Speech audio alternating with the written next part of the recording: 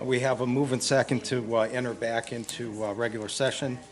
Ms. Hawks, please call the roll. Mr. Cudley? Yes. Mr. Vaca? Yes. Mr. Wolf? Yes. Ms. Grandillo? Yes. Mr. Hafford? Yes. Mr. Horvath? Yes. Mr. Kovak? Yes. Ms. McDougal? Yes. Okay, thank you, everyone. We tried to be brief. All right, citizens' comments. Anyone in the audience who would like to comment on anything on tonight's agenda, please raise your hand and come to the microphone, or you'll have 5 minutes to speak. Anyone? Mr. Mazzaro?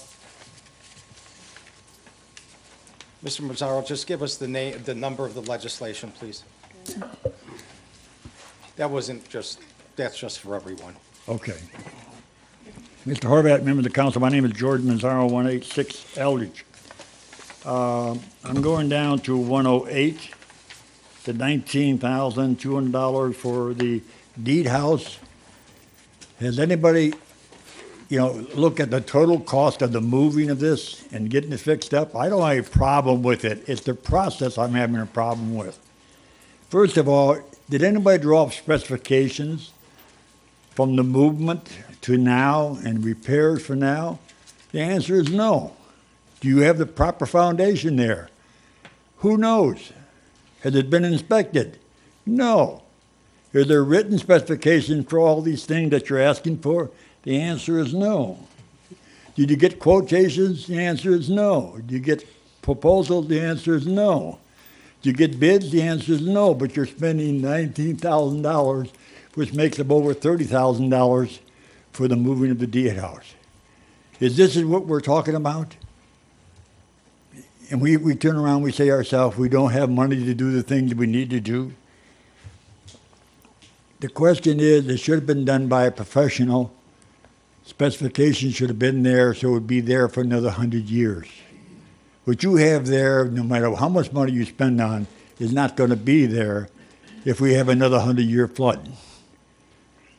And the point is, this is a shame, because we keep on asking for violation of your rules, laws, and regulations. I don't even have to say that anymore because you're regularly doing that. And you, as a council, keep on agreeing with it. So why don't we start applying ourselves to approving and doing what the rules and regulations say? If you don't like the rules and regulations, let's change them. You go to the citizens, let's change them. But I'm getting tired of this, going through this over and over and over again. We spend money like this, there's no end. There's more important things that we're spending money on at this point. Thank you. Thank you. Anyone else? Anyone else on tonight's agenda? All right, seeing none, we'll move on to council. Council has any comments on tonight's agenda? Please press your button. All right, seeing none, we'll go on to tonight's agenda. Ordinance 2015-100 is from Planning Commission and is on third reading. And it's an ordinance approving a conditional zoning certificate for a drive-through as an accessory to a permitted restaurant for the property located at 157 West Garfield Road in a C1 commercial shopping district, and declaring emergency. And there was an amendment to 2015-100 as on third reading. So moved. We have a move and second to adopt as amended. Any questions? Ms. Hawks, please call the roll. Ms. Grandillo? Yes. Mr. Vaca? Yes. Mr. Wolf? Yes. Mr. Hafford? Yes. Mr. Horvath? Yes. Mr. Kovak? Yes. Mr. Cudley? Yes. Ms. McDougal? Yes. Ordinance 2015-100 is adopted. Ordinance 2015-106 is from the Committee of the Whole and is on second reading. It's an ordinance authorizing the mayor to enter into a community reinvestment area, CRA agreement with Alma Development, ALMA Development LLC for a 100% 15-year abatement of real property taxes in accordance with the provisions of the city's community reinvestment area known as CRA 1, adopted by ordinance 1994-52, amended by ordinance 1999-36, and ordinance 2005-105, and declare an emergency in order to facilitate construction as early as possible, and this will go on to third reading. Ordinance 2015-107 is from the Committee of the Whole and is on second reading. It's an ordinance authorizing the mayor to enter into a community reinvestment area, CRA agreement with ABR Management LLC for a 75% 15-year abatement of real property taxes in accordance with the provisions of the city's community reinvestment area known as CRA 2, adopted by ordinance 2004-186, amended by 2011-88, and declare an emergency in order for the property owner to obtain financing and begin construction as soon as possible, and this will go on to third reading. Ordinance 2015-108 is from the mayor, Grandillo, and Horvat. It's an ordinance accepting the proposal of and authorizing the mayor to enter into a contract with Artistic Design Homes Incorporated in the amount of $19,200 to complete the exterior renovations for the Deed House, taking the necessary funds from the Capital Improvement Fund, or Capital Improvement Public Space Fund number 63, and declare an emergency in order to complete the work prior to the winter season, and the mayor's asked for a suspension. So moved. We have a move and second to suspend. All those in favor say aye. Aye. All those opposed, Abstain. motion carried. Ms. Hawks, please call the roll. Ms. Grandilla? Yes. Mr. Wolf? Yes. Mr. Hafford? Yes. Mr. Horvath? Yes. Mr. Kovak? Yes. Mr. Conley? Abstain. Ms. McDougal? Yes. Mr. Vaca? Okay, the rules are suspended. Second. We have a move and second to adopt. Mayor, would you like to comment? Yes, thank you very much, Mr. President, Council. We have had engineering done. We had engineering on the foundation. We had elevations done. The site was approved, the relocation, or the site plan was approved by planning. And we expect that, and Landmark has also been kept informed of what's being done, and everything has been inspected as required. So we are very anxious that this remain there for a long time and want to do it right, but also are mindful of costs, as I stated in my mayor's report. Thank you. Thank you. Any comments from the public? Mr. Mazzaro? Mr. Horvath, members of the council, my name is George Mazzaro, 186 Eldridge. The problem I have, I understand what the mayor is saying. There's no beginning and there's no end to the Deed House. It should have been when you started and when you finished. You've had 4 different areas that you have developed, one at a time, but not totally. And that's what I'm looking at. You should have had specification from the day before you moved, including moving, putting on foundation, everything at one time. Instead, you come back piecemeal, piecemeal, piecemeal, until you have in excess of $30,000. Who knows what it's going to cost after this? But I'm just having a problem. The fact is there was no planning on this to do it properly. And if you want to know what the word properly means, let me know and I'll write you a letter on it. Thank you. Thank you. All right, anyone else to comment on 108? Seeing none, Ms. Hawks, please call the roll. Ms. McDougal? Yes. Ms. Grandilla? Yes. Mr. Hafford? Yes. Mr. Horvath? Yes. Mr. Kovak? Yes. Mr. Conley? Abstain. Mr. Vaca? Yes. Mr. Wolf? Yes. All right, ordinance 2015-108 is adopted. Ordinance 2015-109 is from the Committee of the Whole and is on first reading. It's an ordinance amending Exhibit A to Aurora Code of Ordinances, Chapter 161, Employees Generally, to reflect changes in compensation for the individuals listed on the attached schedule and/or to place those newly hired individuals listed on the attached schedule on Exhibit A at the compensation specified for them, approving such compensation and declaring an emergency. And the mayor's asked for suspension.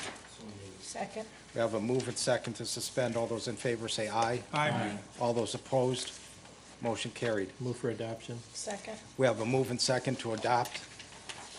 Any comments from the public? Seeing none, Ms. Hawks, please call the roll. Mr. Cudley? Yes. Ms. Grandilla? Yes. Mr. Hafford? Yes. Mr. Horvath? Yes. Mr. Kovak? Yes. Ms. McDougal? Yes. Mr. Vaca? Yes. Mr. Wolf? Yes. Okay, ordinance 2015-109 is adopted. Ordinance 2015-110 is from the Committee of the Whole and is on first reading. It's an ordinance accepting the proposal of and authorizing the mayor to enter into a contract with Mirafex Systems LLC for 4 replacement computer network switches and related licensing in the amount of $31,075.10, taking $20,000 from the Capital Improvement Fund Number 60 and $11,075.10 from the General Fund Number 1, and declaring an emergency to replace equipment as quickly as possible, and this will go on the second reading. Ordinance 2015-111 is from the Committee of the Whole, and it is on first reading. It's an ordinance approving change orders from Hummel Construction in the amount of $7,831.88 for the Sunny Lake Park Improvement Project, appropriating the necessary funds from the Capital Improvement Public Space Fund Number 63, and declaring an emergency as payment needs to be made to the contractor for the work already completed.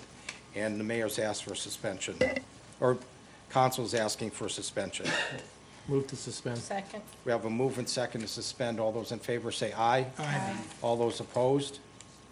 Motion carried. Move for adoption. We have a move and second to adopt. Mr. Vaca. Thank you, Mr. Chairman. I'm not going to go through my spiel, what I said at the COW meeting, the Committee of the Whole, but I would like the administration to explain this ordinance and why all these change orders to the residents outside. Thank you. Okay. Thank you. Wait, is that a question? Somebody- Yeah, Mr. Kraus, or Mayor? Mr. President, first, I think I'd like Mr. DePiero to address the change order ordinances in Aurora, to explain the process. Mr. DePiero? Just, thank you, Mayor, members of council. Codified ordinance 108.01 through 05 lays out specifically what the change order procedure is, and it allows the city to go forward so long as the mayor and the finance director approve of the changes. If those changes are in excess of $5,000, then council needs to ratify those changes, is why we are here tonight with the legislation. There is a section that talks about unacceptable grounds for a change order, but based upon my review, this would not fit into those particular factors. Thank you. Mr. Kraus? Thank you, Mr. Chairman. Throughout the construction process, there was a couple of times where there were design changes based on needs or programmatic uses in the future that changed, that caused those. Others were discovery issues through engineering or something that brought forward something that then caused a construction change. For example, the elevation of the concrete floor in the concession stand due to water drainage and water that is a little bit difficult to see. So that's the basic gist of the change orders.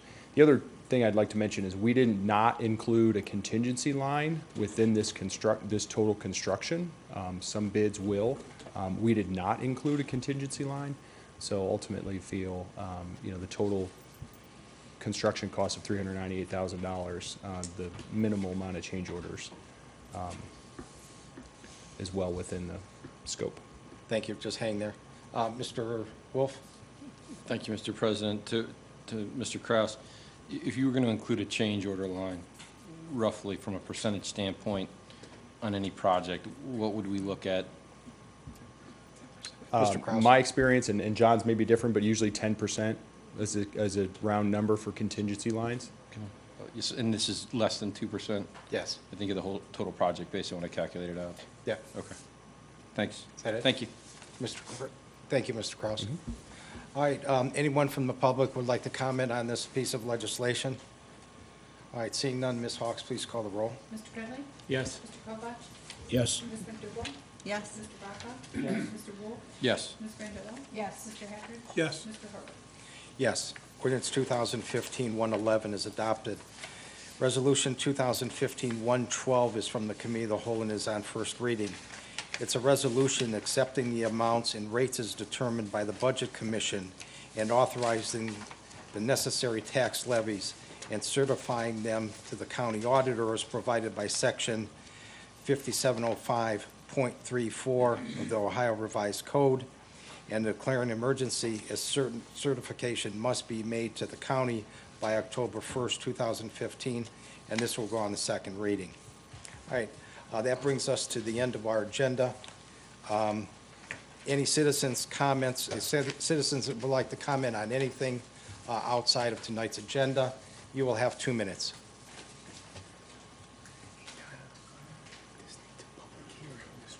Sir? Yes, sir. Richard Duncan, 1100 East Boulevard. I have a map that was done for the Jaga Lake area back in 2006 and 7. And left off the map is Rachel's area that was flooded recently. And I just would like to make sure when you do this new study that you do include her, because she's got a lot of damages that she incurred. And I don't know if, was there a study done on her area, or was it just not a map produced? Mr. True, do you know that? Mr. True? It's on the map. I showed Rachel before the meeting began. Her house is on the map. It is on the Yes. map? Yes. It's inclusive and it's there. Clearly. It's about 4 houses up from the bottom. Okay, you can show me. I'll show you after the meeting. Okay, thank you. All right, anyone else? Mr. Mazzaro? Mr. Horvath, members of council, my name is George Mazzaro, 186 Eldridge. One of the comments made tonight that the planning commission signed off on a document. Understanding, I used to attend many, if not all, the planning commission and zoning commission meetings. And in many, many cases, the engineer signs off after the planning commission approves it, because he got to go through it in detail, and in most cases doesn't have the time to do that. So the fact is, to say that the planning commission signed off on something does not mean it's always been approved by your engineer. The engineer has to approve it before it actually gets approved. Second issue I wanted to make sure of is moratorium. I have a problem with moratorium, especially when we don't know what we're doing. Assuming you understand that when a construction goes on in our community, there's a process that has to go through, and that includes all the way through engineering, planning, zoning, and then it goes into construction. And as it goes through that, it's inspected. All the specs that they have there are approved by the city prior to construction. And the problem I'm running into, that we are living with something we don't have to live with, and that's the state minimal standards. You as council can change that, increase the standards beyond what the states are, so we won't have a lot of water in our basements, in our backyards, and through many of our homes. The problem is we take for granted things are being done. You as council have been elected to oversee what happens in this community. And you're not doing a very good job when we have things back up and we turn around and say, well, we had overflow with retention basins. If most of you have been here, not as long as I have, but some of you have, and you should understand what goes on in this community. And you better take a very serious look at it now before it's too late. Because things are happening that are going to cause serious problems in this community. It will not be Aurora that we once knew. Thank you. Thank you. Anyone else? Ma'am? Hi, Rachel Smith, 1224 Moneta. Okay, still upset, still unlivable house. Pretty mad about it. But today I'm actually here to ask that my area, which is in between Pennsylvania and California, I am asking that in this study that Stantec is doing, it says that it will look at Hawthorne and Jogga Lake. I am asking for my area specifically to be looked at, that block on Moneta. So if it could happen, that would be great, greatly appreciated, and I would, Mr. Vaca, thank you for asking for it to be written in a press statement too. I do appreciate that, so more people in the neighborhood would get it. I agree with you on that, so thank you. Yeah, still mad, can't live there. Thank you for your time. Thank you. Anyone else? All right, seeing none, we'll go on to council. Mr. Wolf? Thank you, Mr. President. I'd like to ask for a little latitude. Can I speak about 108 since the resident was brought up with respect to the exterior of the D-house? Yes. Just with respect to the timing of the quote, if I were somebody that did this for a living, I wouldn't quote it till it was moved either.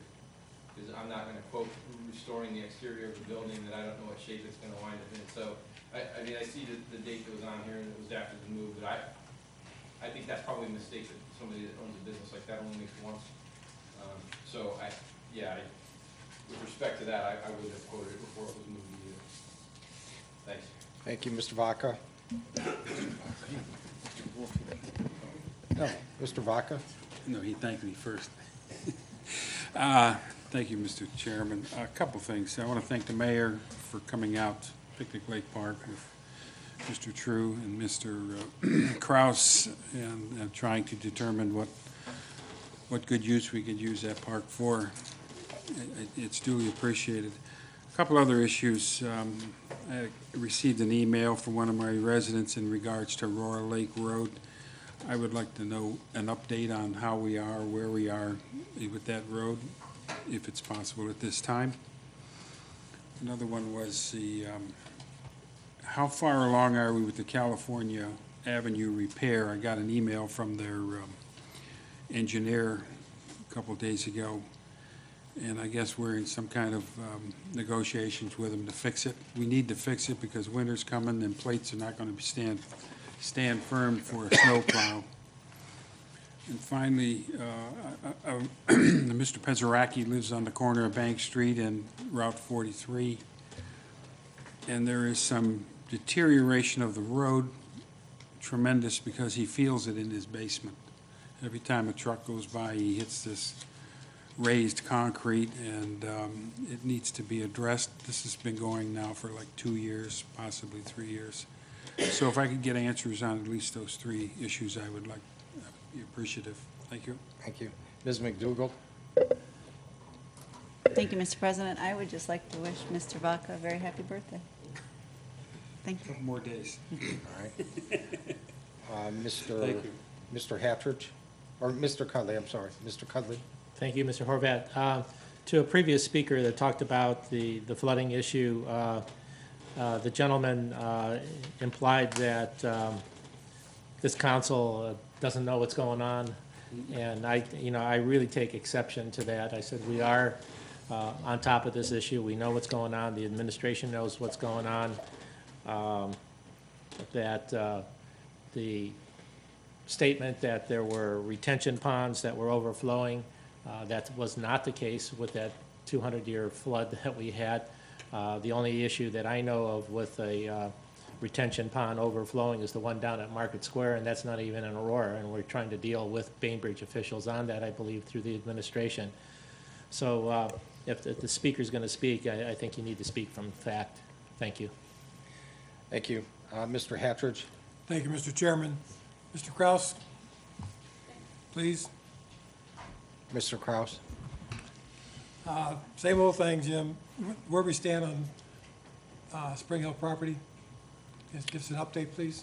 Mr. Kraus? Chairman, to the councilman, we have ordered the signs that we will be placing up within the next few weeks.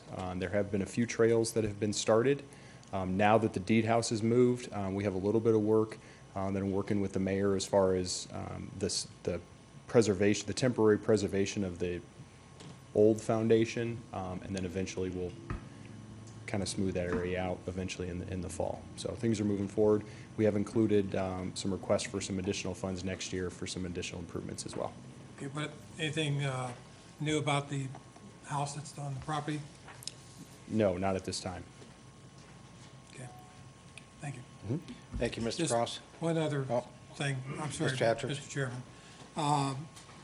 I'd like for all the council people that could make it Wednesday at 4 o'clock, there's ribbon cutting ceremony for Dr. Cobby's office on 43. It'd be nice for as many. 4:30, I'm sorry, 4:30. Today was 4 o'clock, okay. And I want to thank the mayor and her administration on the meeting this afternoon regarding East Homestead. Tough questions, tough subject, but hopefully the people that were here walked away with some more knowledge than what they had before. Thank you. All right, Mr. Kovach? Mr. Chairman, I would just like to reiterate what Mr. Cudley said, Mr. Hatridge. I thank the administration for moving forward with looking into the flooding. And since it happened in my area, I appreciate the work. And I think the people will be happy to see what we, as a city, come up with. Thank you very much. All right, thank you. Mr. Vaca? Yes, I just want to go back to what those three issues. How are we going to respond? Are we going to send it by email, or do you want to respond? Administration. Thank you. Thank you. Yeah, I'm working on something here, so just give me a minute. Mr. True? We're going to need to go back to Resolution 2005, or 2015-112, and set a public hearing. I'm just trying to figure out the date. It's the next, we put on the council meeting night, the 28th. Yeah, the 28th. All right, we'll need to set a public hearing for Resolution 2015-112 for September 28th. I'll ask for a motion. So moved. Second. We have a move and second to adopt. Ms. Hawks, please call the roll. Mr. Wolf? Yes. Mr. Hatridge? Yes. Mr. Horvath? Yes. Mr. Kovach? Yes. Mr. Cudley? Yes. Ms. McDougal? Yes. Mr. Vaca? Yes. Ms. Grandillo? Yes. Okay, so that will be set for September 28th. Just before we leave, though, I had a meeting with Ms. Schweikhofer and also Mr. Cudley, and I'd like to read a letter that was extended to me at that meeting at 5:30. It is to Ms. Donna Hawks and members of council. It is with excitement and sadness that I inform you of my resignation from my position as Deputy Clerk of Council for the City of Aurora. I've recently received an offer for a new position that I believe will better help me reach my career goals. My last day at the City of Aurora will be September 8th, 2015. Please accept my deepest gratitude for all of you and all of our fellow colleagues have done for me during my time here. I've truly appreciated all of the experience and opportunities I was able to gain during my time at the City of Aurora. I look forward to what the future may hold for me. Thank you for your understanding. So we are accepting this resignation, and Morgan, if you don't mind, I'm going to let you stand up and walk over here so I could totally embarrass you. Because I really said I wasn't. Morgan, on behalf of council, thank you very much for all your work. Thank you. You've done a great job. It's been a wonderful 2.5 years. It really has. We've tried very hard to keep Morgan here, and I think this is a great opportunity. I think no matter where you go, Morgan, you'll do a great job. Thank you. I'm very excited. Thank you. Oh.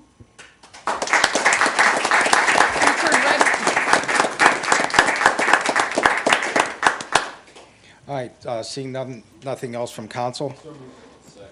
We have a move and second to adjourn. Ms. Hawks, please call the roll. Mr. Vaca? Yes. Mr. Wolf? Yes. Ms. Grandillo? Yes. Mr. Hatridge? Yes. Mr. Horvath? Yes. Mr. Vogel? Yes. Mr. Cudley? Yes. All right, thank you, everyone.